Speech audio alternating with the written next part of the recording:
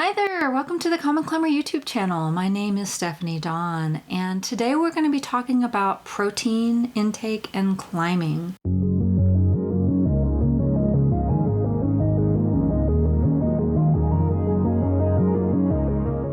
Be sure to stay through the entire video. There's lots of great information, and we'd love it if you click like and the subscribe button, and then if you click on the bell, you'll get reminders for future video releases. We have special guest Brianna Boney, who's the owner of Gnarlygirl Fitness. Now, before we get into our main course of protein, let's get to know Brianna a little bit better. Brianna actually has a long list of degrees and certifications, and I want to take a moment to touch on what those are. Brianna has a Bachelor of Science degree in Healthy Lifestyles Coaching with an emphasis in nutrition, and she's got lots of other certifications. She's nationally board certified Healthy Lifestyles Coach and an NASM certified personal trainer, nutritional coach, and women's fitness specialist. Welcome, Brianna. Thank you so much for joining us. We look forward to digging in. The first thing I'd like to talk about is protein sources. Now, there's a lot of talk about there. There's a lot of talk out there. Let's get the words straight.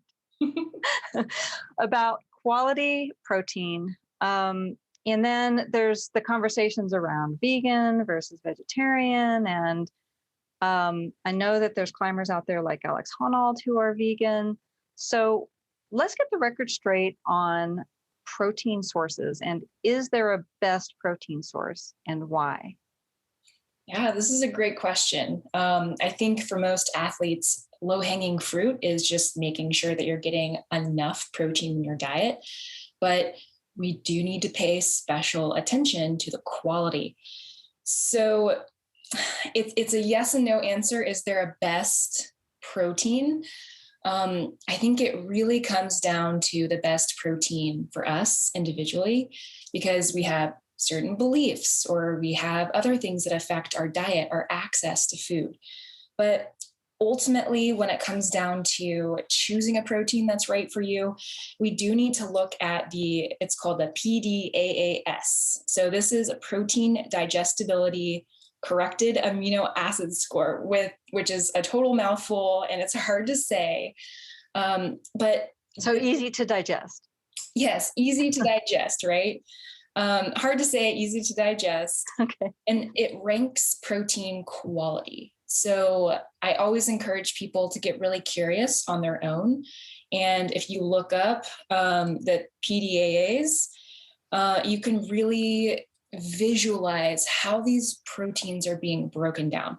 So to explain a little bit more about what these are, basically it has a max score of 1. And this is going to denote the digestion of the protein. So the protein's quality after it's digested, if that makes sense. So if it's 100% or more, that means you're getting all of those amino acids within that protein. So it's after it's digested and then what your body actually uses of that protein? Absolutely, yes. Is that how to think of it? Okay. Yeah. Some of you may be curious about some of the details for this protein digestibility score. There are actually anti-nutritional factors in certain foods that can inhibit our ability to absorb proteins. Plus, many of you may already be aware that not all foods provide the spectrum of protein amino acids that are needed by our body. So these are a couple of the primary factors considered in this PDAAS score. When it comes down to breaking down those scores and comparing them against different types of proteins, we have beef, which has a PDAAS score of a 0.92 versus salmon, which is a 1. So that has the highest digestibility. And then tofu has a 0.93, right? Typically, our plant-based proteins are going to be a little lower on the scale, but we really need to follow the research when it comes to figuring out what we need in our diet and paying special attention to those things. Mm-hmm. So with plant proteins, the only real exception that's very similar to animal-based proteins is soy protein isolate and then also pea protein concentrate. Those are going to be the most similar in amino acid content for that protein. So it's really important to pay attention to protein in general if you're on a diet. The pea protein seems like it's the in thing now for a lot of those protein powders. So that is also one that's rated pretty highly on the scale that you're talking about also. Yes. So it's going to be right up there with animal-based proteins. Okay. Nice. Things are obviously never straightforward. They're very individualized, and there's lots of reasons for different people to go on different diets. There's environmental reasons to consider, vegan or vegetarian diets, for example, but we're focusing on sort of the physical aspects of diets with this conversation here. And so every body is different. Everyone has individual needs. Some people, for example, maybe have an autoimmune disorder and they can't eat certain foods, or there's food allergies and sensitivities. So, getting a health coach like yourself is, I think, very important to help people identify what their individual body and needs are. Now, with that said, it's always nice to sort of have some rules of thumb to consider. So let's give a scenario. Let's say you're climbing 4 days a week, maybe part in the gym and part outside. Don't know if that makes much of a difference at all. Calories being burned, muscles being built, but perhaps in different ways with approaches. But let's just say with those parameters, how much protein is needed, say, in a rock climbing diet, somebody that's doing 4 days a week of climbing? I would usually classify this person as a strength athlete. So there's all kinds of different types of climbing, so we have to consider that. So with trad climbing, obviously there's longer approaches. It's more of an endurance day. But when we have boulders and sport climbers or people that are doing mixed climbing, it's really important for them to hit that strength number for protein. And the lower end of protein needs for athletes is 1.2 grams per kilogram of body weight. So when I say this, a lot of people kind of zone out because they're like, oh, great math. But it's really not that hard to do. Just get out your calculator. So that's the lower end of that. And then I would say, and this is well-researched number, 1.6 grams per kilograms of body weight and protein is typically the magic number for strength athletes. So the reason why this is so important is because we don't want to lose muscle while we're trying to build strength. So some people do have goals of weight loss or getting leaner or trying to maximize their strength to weight ratio. A huge mistake I see is people cut their calories too low, and then they also cut their protein too low as well. So ideally, we want to make sure we're getting enough protein so we're recovering well. And this is not just physically like our muscles recovering, but also mentally. I know most people that have gone and climbed outside for multiple days in a row, it's mentally exhausting as well. We get physically tired and mentally tired. So protein is going to act on that, and it's going to help us be able to recover better and to show up at our sessions stronger. Okay, and so those numbers that you're talking about are like a per day type of protein? Yeah, so that's per day. So anywhere between 1.2 grams per kilogram of body weight a day to upwards of 2.2 grams per kilogram per day. So I know that the protein we eat, like you said, it depends on whether you're doing strength or endurance, for example. But let's talk about age, and as well as some female specific needs. So both men and women have different needs at different ages. And then women, especially at around the age of 40, estrogen begins to drop. Bodies process protein differently. So what are the needs and how do those change with respect to age and gender? Yeah. I rub my hands together because I'm like, yes, like women need more protein in general, but especially as we age, we do. And this has everything to do with our hormones. And males also experience a drop in certain hormones. But specifically with women, when we start to lose estrogen, it really affects our metabolism. So it very obviously affects our reproductive system. But some things that we've heard, right, are, well, after you turn 40, things go downhill. And that doesn't have to be true, right? And part of that is getting enough protein. So what protein is really doing is, one, it can help you on a hormonal level. So we don't often talk about the effects of protein on our hormones, but when we have a drop in estrogen, it's also going to affect our metabolism with protein. So we need more protein for the same effect. So this is why women can have a really good regimen and they get into, premenopause or postmenopause, and it seems like their program and their strategy for eating isn't working anymore. And this is partially because your body needs more protein for the same desired effect. And this is because your catabolism, so your muscle breakdown, is going to increase and your anabolism is going to be slower. So we can bolster that by getting more protein and especially paying special attention to BCAAs. So this also acts like on brain fog that women experience during that time as well. So protein has a lot of different benefits around that time. So with men as well, they need to be worried about protein.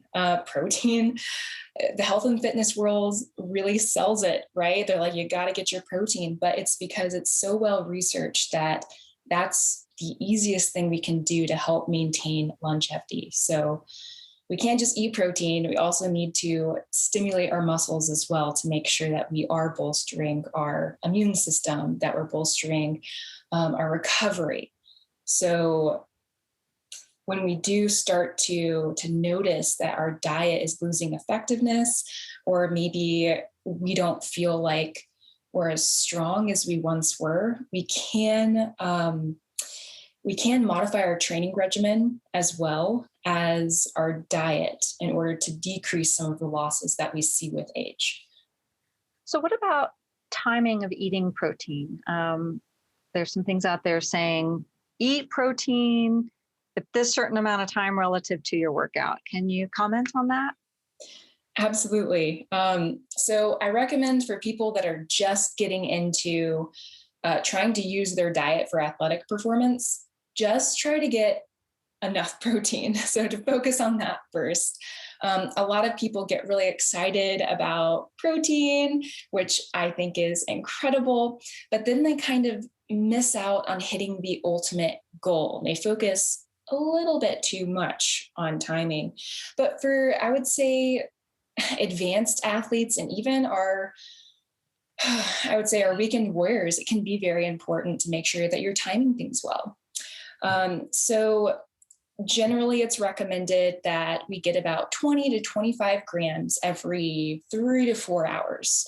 So this is a general recommendation on research done on protein pacing. So this is great for our metabolism, but also for building muscle. So we have an anabolic window, which I think most people refer to when it comes to timing. They're like, oh, I got to hit my protein shake like 30 minutes after exercise to make sure that I'm getting the most out of my session. And it is true. The anabolic window does exist. There is research suggesting that for women, it's more important that they hit this window than men. The window for men to get their protein, their post-anabolic window is a little wider. But I would say across the board, making sure that you are getting enough protein after your session is important for everyone. And also, if you do it 30 minutes after, then you know you're at least getting an extra 20 to 25 grams of protein, which it helps a lot. So one thing I will say with this too is it's not just about protein. So we want to have our protein and carbs in a 1-to-3 ratio, or carb to protein 3-to-1 ratio. And this is just because your body also needs those carbs in order to help rebuild your muscle as well and to help you recover. So there's actually a lot more to timing as well. So leucine is a really important amino acid. So it's one of the BCAAs. So most of you have probably heard about branched chain amino acids, probably heard like the bros in the gym talking about having these before they start climbing. So what this does is it's independently capable of muscle anabolism. So leucine helps us build muscle. So it's one of those amino acids that everyone needs to be mindful of in their diet, especially people that are really active. So some people will take BCAAs like 20 minutes before their exercise, and this can help them reduce muscle fatigue, and it can also help them recover better after their sessions. So I don't always recommend BCAAs to all of my clients, especially my newer clients. But typically, if you're doing a session lasting longer than 90 minutes, or a session that's really intense for 1 hour, or you have multiple sessions in a day, then BCAAs do come in handy. And it's one of those things where when you start taking it, you might feel less fatigued, but it's not because it gives you energy, right? It's because it's helping with muscle fatigue. So it's really cool. And you notice when you don't take it, it's one of those supplements where when you run out, you definitely notice. So I would say that pretty much covers the brunt of protein timing. Protein timing is important. And sometimes it really helps people break down getting enough protein a day to really look at like every 4 hours, okay, I need to get 20 to 30 grams of protein. So for people on a plant-based diet, they do need more typically. So unless they're supplementing with, like we talked about, soy or pea proteins, they do need to make sure that they're getting a little bit more because of their digestibility. So a typical recommendation is for the 20 or 25 of grams of animal-based protein, they need around 30 to 35 grams of a plant-based protein. Can you talk a little bit about the keto diet? Like, what is the keto diet and what is your experience? What does the research show with respect to keto and performance, sports performance, or even just dietary performance if you're trying to lose weight, for example? So keto is one of those diets. It's very trendy. It's starting to lose some of its steam, but really a keto diet, a real keto diet, is about 75 to 80% of your diet coming from fats, which is a whole heck of a lot. I don't know if any of you have tried this diet, but it's very difficult to do. And only about 20 to 25% of your calories are coming from protein. And then that only leaves 5 to 10% of calories coming from carbs. So the whole purpose of this diet was originally to help treat people who had epilepsy. High-fat diets can be really helpful for certain medical diagnoses, but for the average person and generally for athletes, it's not typically recommended. Most people do go on the keto diet to lose fat. So the reason why keto is supposed to work is it's supposed to put you in ketosis. So this means we're not eating a bunch of carbs, so your body's having to use an alternative source of energy, which are the ketones that your body's creating. So there are some flaws in this for a lot of people attempting keto. They may not actually be getting into ketosis because they may not be following the diet well enough. They also may be choosing poor foods for the keto diet that aren't really aiding in their health. They could be making their health worse. But ultimately, ketosis can actually be achieved without being on a keto diet. So when it comes to fat loss and being on really any diet, there will be initial weight loss. So most people are attracted to keto for that reason. Initially, you're going to lose a lot of weight. And when we take carbs out of our diet, any low carb diet, you're going to see a dramatic weight loss at the beginning. And then after things have been going along for a while, one, it's going to be hard to maintain because it's a very, very strict diet if you're doing it correctly. And when you start to have carbs again, your body is going to absorb those carbs and all the water weight associated with that. And so an analogy that I love to use is take a bowl of a cup of water, okay? And then put fat in the water. What's going to happen? The fat is going to sit on top of the water, right? Then take protein. So grab a piece of chicken, throw it in the water. And what's going to happen? The water level is going to raise because the protein is going to sink down and the water level is going to raise up. Take a piece of bread, throw it in the water. What does it do? It absorbs a lot of the water. And so water level decreases. And so when we take out carbs from our diet, we may notice initial weight loss, but it's not necessarily fat loss. So ultimately, the dangers, I would say, of going on a keto diet is really that some people can faint going on this. The keto flu is something that happens the first couple of weeks of going on keto. And also you're really working against your body's natural process to promote energy. So keto can be really effective for some people with correct guidance, doing it correctly, especially if there's a medical diagnosis involved. But generally, for most people, it is not a performance enhancing diet. Yeah, that's interesting. For some reason, I always thought that keto was a high protein diet. But what you just described is it's predominantly a high fat diet with protein as part of it, and obviously very low carb. So that's different than a high protein diet. Am I getting that correctly? Absolutely. So this is a very high fat diet, and the protein's higher than the carbs in this case. So we can say maybe it's higher protein in that way, but it's still generally low in protein. So something to consider with a higher protein diet is that usually you're going to be raising your BMR, your basal metabolic rate, just by eating more protein. So if you are concerned about weight or leanness or your strength to weight ratio, having a higher protein diet is a better route to go the majority of the time if you're trying to enhance your performance. A lot of people do well on a higher fat diet. So that doesn't mean keto being 70 to 85% of your calories coming from fat, but perhaps having a higher fat content in your diet is more helpful. So it's really a matter of playing around with macros and seeing what feels really good for you.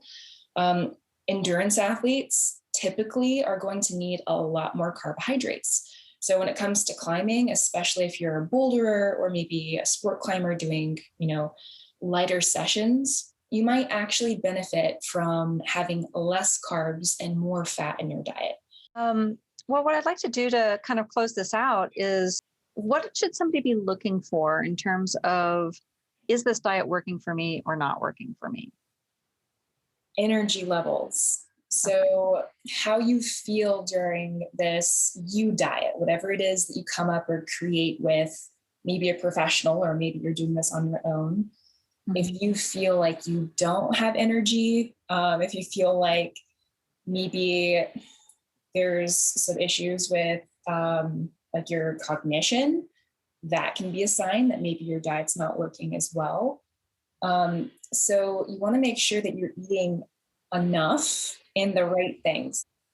So it sounds both simple and really complex at the same time, which which kind of leads me to the thing I'd like to close out on, which is, it's easy to potentially feel both overwhelmed by the amount of information out there, or what are some of the techniques that I could use to be able to determine if there's foods that bother me, or if I'm indeed getting enough protein in my diet relative to the amount of working out and climbing that I'm doing. And a great way to do that is to work with somebody like yourself, who you have a list of a bunch of resources that you've used and found to be successful, tools that people can utilize, and there's some helpful hand-holding, I guess, through that process, guidance. And I also want to do a plug for your class that you offer. Is the Body Love class, which I've taken twice because I really liked it. I found it to be really informative, and there's so much information in it. I needed it twice to just kind of help me. Some of it, I caught certain things the first time, and then I caught different things the second time. And I think where we're at in our lives have us focusing on and paying attention to the things that we need at that moment. And then that can change in the future. So you offer it several times a year, I believe, and different openings for registration to do that. And I do want to mention it is a female-specific class. Is that correct? It is, but I'm in the works of creating more workshops and for everybody. So my clientele is 2/3 female. So I do want to make sure I'm also meeting the needs of my male clients. So, but I will definitely keep you informed. And when things open up for more male specific trainings, which I have coming later this year, Okay. I'll let you know. Okay, great. Any last words or thoughts that you want to share with us? I just want to encourage you all to really make this journey yours. So stay committed, stay curious, and stick with it. So if you're trying something new, stick with it long enough to see if it works. And it's usually longer than you think. It's not 2 days of eating differently that you immediately notice results. You need to be doing this for at least 4 to 8 weeks. So you can do it. If you need help, there are lots of professionals, including myself, that are more than willing to help. It helps shorten your learning curve. And then it does give you accountability and some hand-holding along the way. Nice. Well, thanks so much for taking the time and sharing your expertise with us. A lot of great information here. And absolutely. Thank you so much for having me.